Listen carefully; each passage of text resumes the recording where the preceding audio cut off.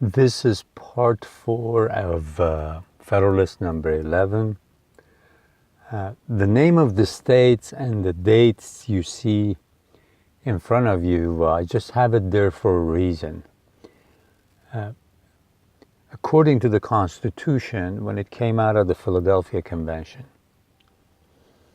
they said that if 9 out of 13 states ratify this Constitution, the Constitution will go into effect. Okay, we'll start working, we'll start replacing the old Articles of the Confederation, the first Constitution of America. New Hampshire was the 9th state to ratify, and they ratified on June 21st, 1788. Virginia ratified 4 days later on June 25th, and New York on July 26th of 1788. Every once in a while I will have this in front of you, and I want you to focus on one thing.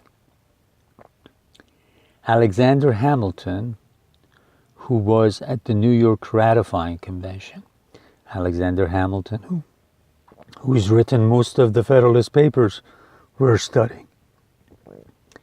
He had paid money out of his pocket to horsemen, horse carriers, riding fast horses to get the news of New Hampshire ratifying convention to New York. It took him 3 days to get the news to New York.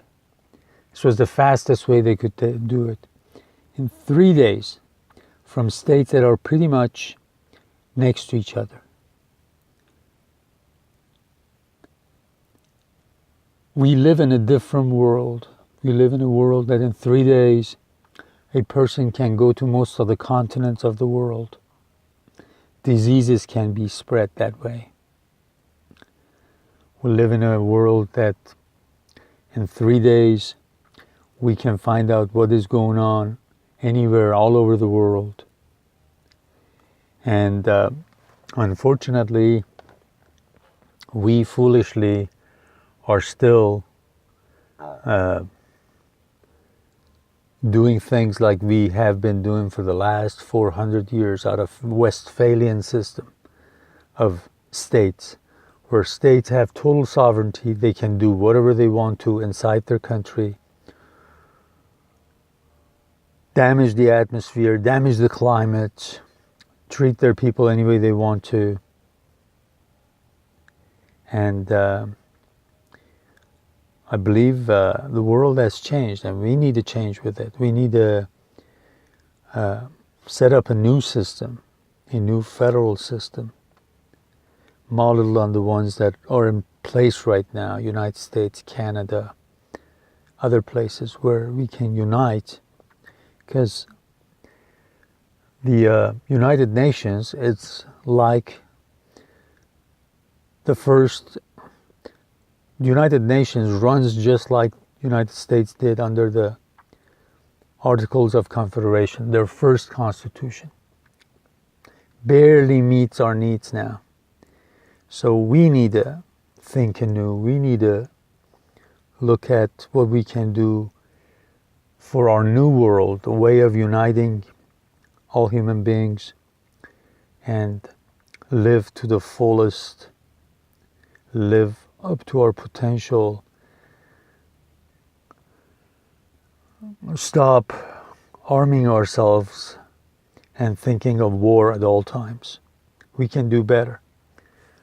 Well, I'll start with the paragraph where we left off. I'll start with the paragraph that says, a mature consideration of the objects suggested by these questions will justify a belief that the real disadvantages that the real disadvantages to Great Britain from such a state of things, conspiring with the prepossessions of a great part of the nation in favor of the American trade, and with the importunities of the West India Islands, they would call them West Indies, and that would be the Caribbean islands that I showed you in part 1 of Federalist number 11, would produce a relaxation in her present system and would let us into the enjoyment of privileges in the markets of those islands and elsewhere, from which our trade derived the most substantial benefits. Such a point gained from the British government, and which could not be expected without an equivalent in exemptions and immunities in our markets, would be likely to have a correspondent effect on the conduct of other nations, who would not be inclined to see themselves altogether supplanted in our trade. So he says, if we unite, we become strong, and we don't let Britain in our markets. If they don't let us in their markets, they'll think twice about it. They realize they can sell a lot of their things to us and at the same time pick up a lot of things that we have to offer them at the best price, the best quality. Once they'll come to their senses, then they will open their markets to us. They will let us trade with all those colonies that they have in Caribbean, those islands, all those sugar plantations they run. And when they come to their senses, it is very easy to assume that other countries that were not treating us well, not on a fair footing, they will also let us in our markets and trade with us as equals, not as weak states that they can dominate, they can order around, they can push around. So we should unite. All right, in the next paragraph, a further resource for influencing the conduct of European nations towards us in this respect would arise from the establishment of a federal navy.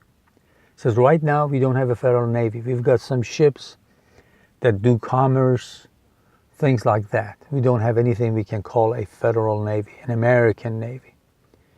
So this is another benefit that will come with the Union. We can create a federal navy.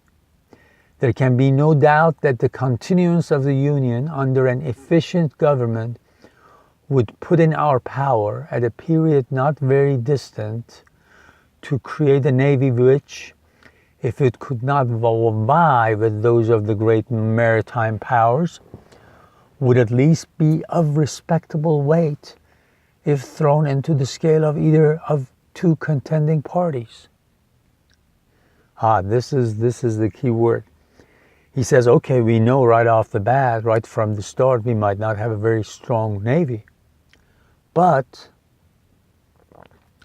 if we just have a navy big enough that, let's say, if Spain and Britain decided to fight over something in our part of the world, we can decide whose side we want to be in. And that would change the balance in power. And then they will understand that they cannot take us for granted.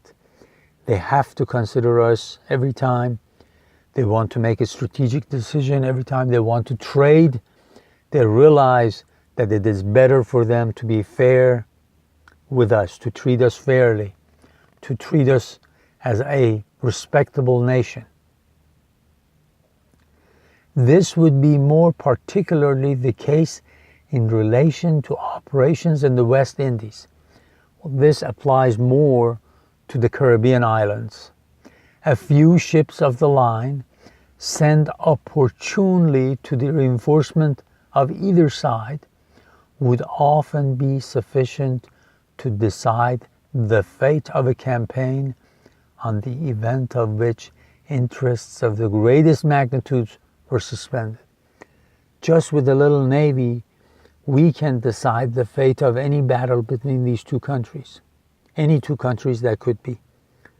we could give advantage to one side, and it might become a catastrophe for the other. So they'll know they better respect us and also trade us fairly and allow us into their ports. Our position is in this respect a very commanding one. And if to this consideration we add that of the usefulness of supplies from this country in the prosecution of military operations in the West Indies, it will readily be perceived that a situation so favorable would enable us to bargain with great advantage for commercial privileges. Because Caribbean is so close to us, relatively speaking, whereas Spain and Britain and France and Portugal are far away on the other side of Atlantic, for them to rearm themselves, to get resources, to get new sailors and soldiers would take a long time. Whereas we live closer, and they know that with the resources we have, with the American sailors we would have, we will definitely be able to tilt the balance of power, to make one side stronger than the other without having to wait 40, 50 days for ships to come all the way from across the Atlantic to help the other country.